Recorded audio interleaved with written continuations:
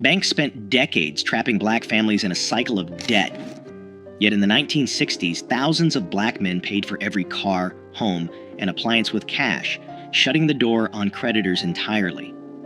Their secret was a code passed down through generations, forged in the shadow of sharecropping and redlining. Why did this proud discipline flourish precisely where American banking wanted it gone, and what did it cost to keep? The roots of resistance run deeper than you think. Sharecropping defined the economic reality for countless black families after the Civil War. On paper, it offered a chance at independence, but in practice, it chained generations to land they could never own. Landowners set prices for seed and tools, kept the only ledgers, and charged interest so steep that a good harvest meant little. At the end of each season, families learned they owed more than they had earned. Debts piled up year after year with no escape. The law backed the landlords, and violence enforced the rules. For many, freedom meant trading one master for another. This time, the master was debt. Decades later, federal policy drew new boundaries. In the 1930s, the Homeowners Loan Corporation created maps that colored black neighborhoods in red, labeling them too risky for investment. Banks followed the lines. Mortgages, business loans, and even basic checking accounts were denied to anyone living inside the red zones.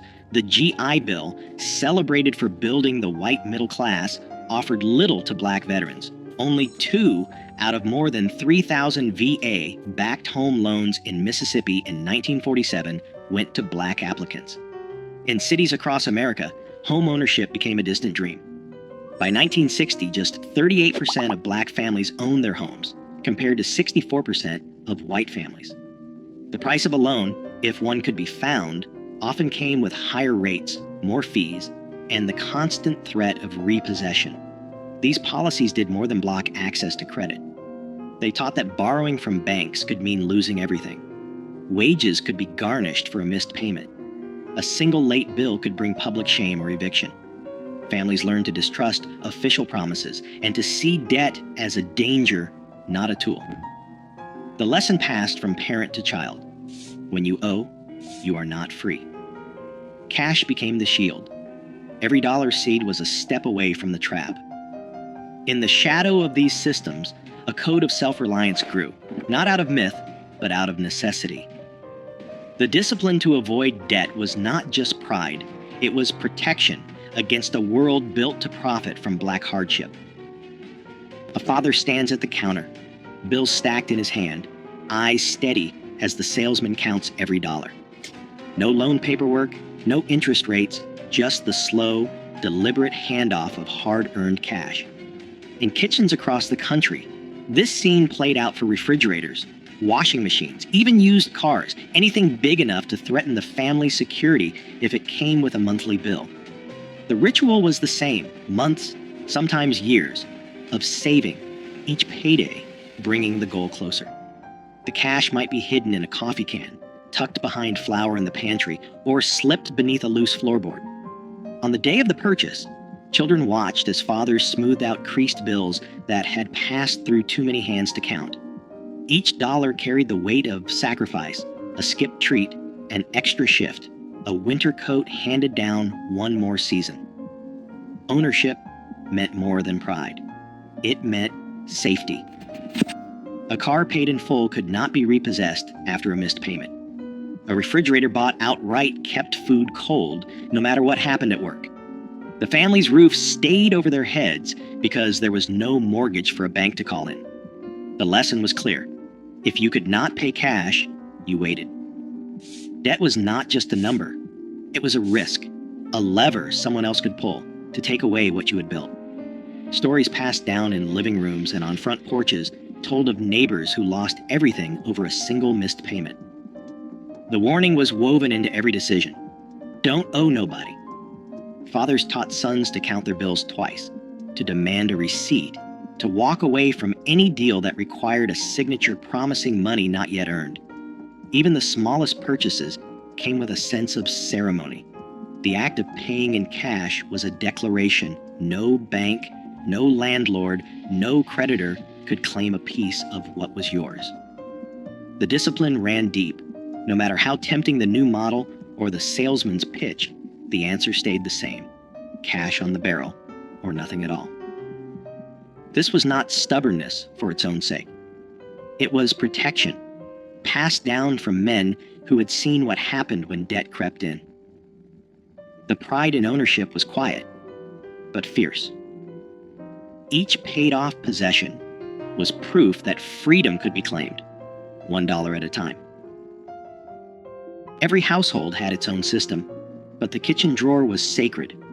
Inside, envelopes lined up like soldiers, each one marked in careful handwriting: rent, groceries, light bill, church, a little for savings.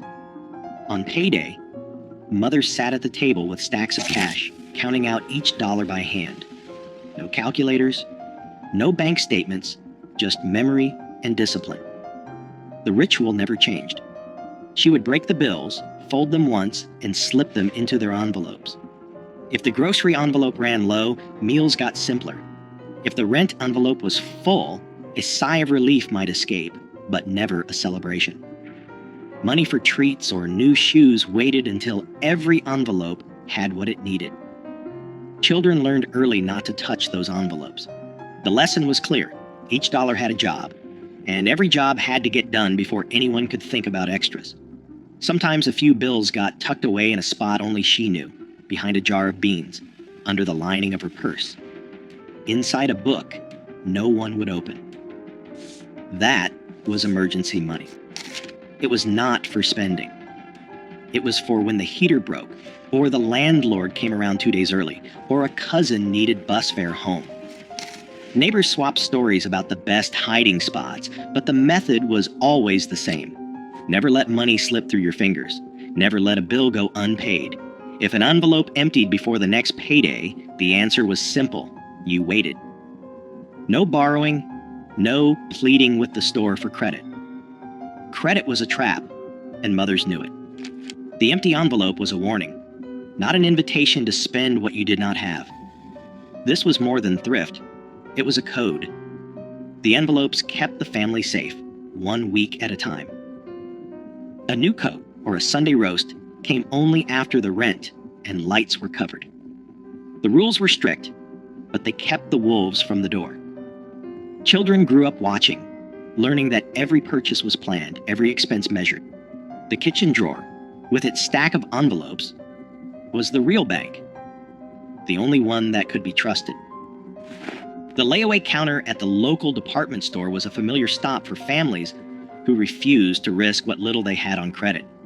At Sears or JCPenney, a mother might place a winter coat or a child's bicycle behind the counter in August, leaving a few dollars each week until the final payment set it free. There was no interest, no paperwork, and no fear of a missed payment turning into a crisis. Clerks recognized regulars by name, sometimes calling out when a new shipment arrived or a sale was coming up. Each payment was recorded in a logbook, a quiet tally of patience and discipline. The item stayed locked away untouched until every dollar was paid. Then, and only then, did it belong to the family. Around the holidays, banks and savings clubs ran ads for Christmas clubs, inviting customers to deposit a little each week. By December, the bank handed back the total in cash, ready for gifts or a special meal. There was no temptation to borrow or run up a tab. The Christmas Club passbook, stamped with each deposit, became a small badge of pride. It was proof that waiting brought its own reward, that a holiday could be joyful without a single cent owed. For families who remembered the shame and danger of borrowing from landlords or store owners, these systems offered something rare: control. Layaway and savings clubs worked because they fit the rhythm of working life, the steady grind of paydays, the slow build toward a goal. There was comfort in knowing that the new dress or the toy train would come home only when it was truly paid for. Children learned the lesson early. Good things were worth waiting for, and nothing was more satisfying than carrying home a package that belonged to you outright. Even as department stores began to push credit cards and instant approval, many families held on to these habits. The layaway counter stayed busy through the 1960s, a quiet rebellion against the lure of easy debt. In the end, every purchase was a small victory, earned, not owed. In back rooms and kitchens across black neighborhoods, the susu was as steady as the ticking of a clock. 10 neighbors, each with a folded bill, gathered around a table. No paperwork, just trust. Every week, each person contributed the same amount, and one member took home the pot. The next week, it was someone else's turn. The cycle continued until every hand had received a share. If a payment was missed, word traveled fast. The consequences weren't legal, but personal. A lost place in the circle, a loss of respect. In cities like Detroit and New York, these rotating savings clubs, rooted in West African tradition, helped families buy appliances, cover hospital bills, or send a child to college, all without a bank's permission. Barter wove another safety net. A mechanic traded a brake job for a basket of tomatoes. A seamstress hemmed pants for a sack of potatoes. Skills moved through the neighborhood as quietly as cash, and every exchange kept money close. Repairs stretched the life of radios, shoes, and washing machines. Nothing was wasted. A broken toaster found its way to the neighbor with a soldering iron and a knack for coaxing life from tired wires. Oral histories recall how these trades built a web of support, sidestepping the need for credit and keeping families afloat. Churches anchored these networks. Sunday offerings funded more than sermons. They paid for groceries, rent, or a few dollars slipped into a father's hand after service. The help came quietly, with the understanding that one day the favor would be returned. Sermons warned that debt was a shackle, not just a number.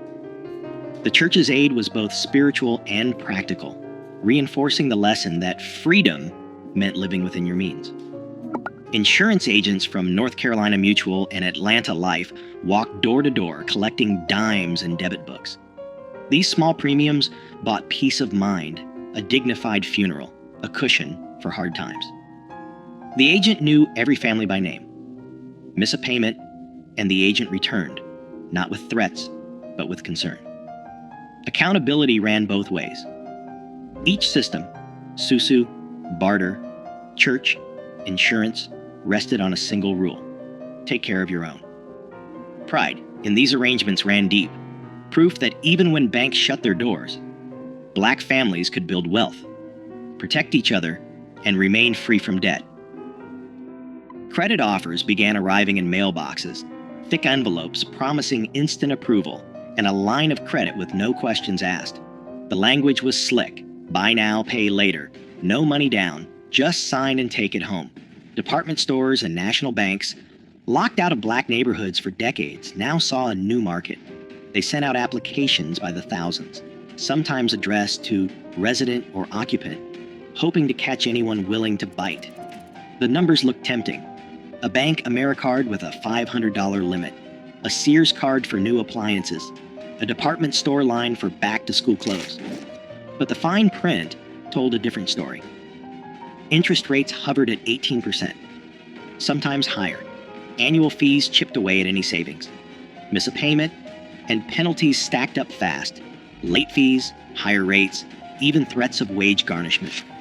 Newspaper ads and radio jingles painted credit as a ticket to the American dream. In reality, the terms were designed to keep balances growing. A $200 refrigerator bought on credit could cost $350 by the time it was paid off. Department stores trained clerks to pitch store cards at the register, offering discounts on the first purchase but locking families into revolving debt. Some banks used out-of-state charters to sidestep local usury laws, importing higher Nebraska or South Dakota rates into cities like Detroit and Chicago. Letters arrived every week, each one promising a better life, each one a trap disguised as opportunity. The pressure was relentless. For families who had learned to save every dollar, the flood of offers felt like an attack on their discipline. The old code, wait, save, own, met a new world where patience was out of style and debt was sold as freedom. The first cracks appeared when neighbors started showing off new furniture or cars bought on credit, the price hidden behind a monthly bill. Banks called it progress. For many, it was the beginning of a new kind of risk. The old rules began to slip away in the late 1960s. Factories that once offered steady paychecks shuttered their doors, leaving entire neighborhoods without work. In Detroit, Chicago, Newark, and Watts, unrest swept through the streets. Businesses boarded up windows or left town altogether, taking jobs and stability with them. The corner stores that once offered layaway stopped offering the service, shifting to cash or credit-only policies as insurance costs soared and profit margins shrank. Families who had always relied on cash found their budgets stretched thin by rising prices and shrinking incomes.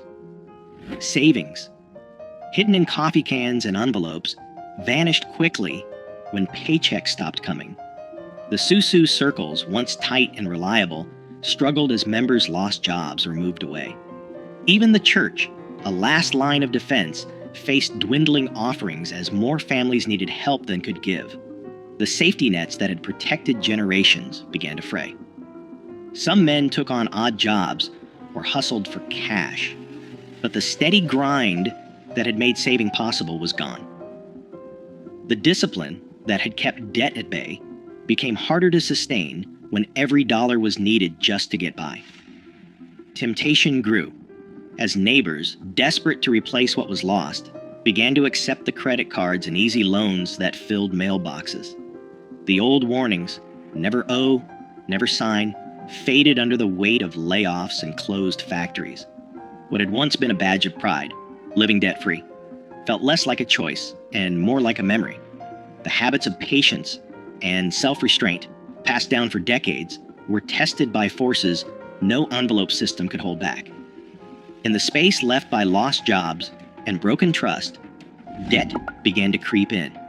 Quiet at first, then all at once. Today, consumer debt in Black communities stands at record highs, while payday lenders crowd out old systems of mutual aid.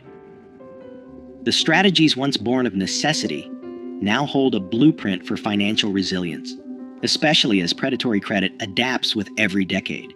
The question isn't whether those cash-based codes still matter. The question is, who has the power to remember and who profits if we forget? Let your thoughts spark the conversation.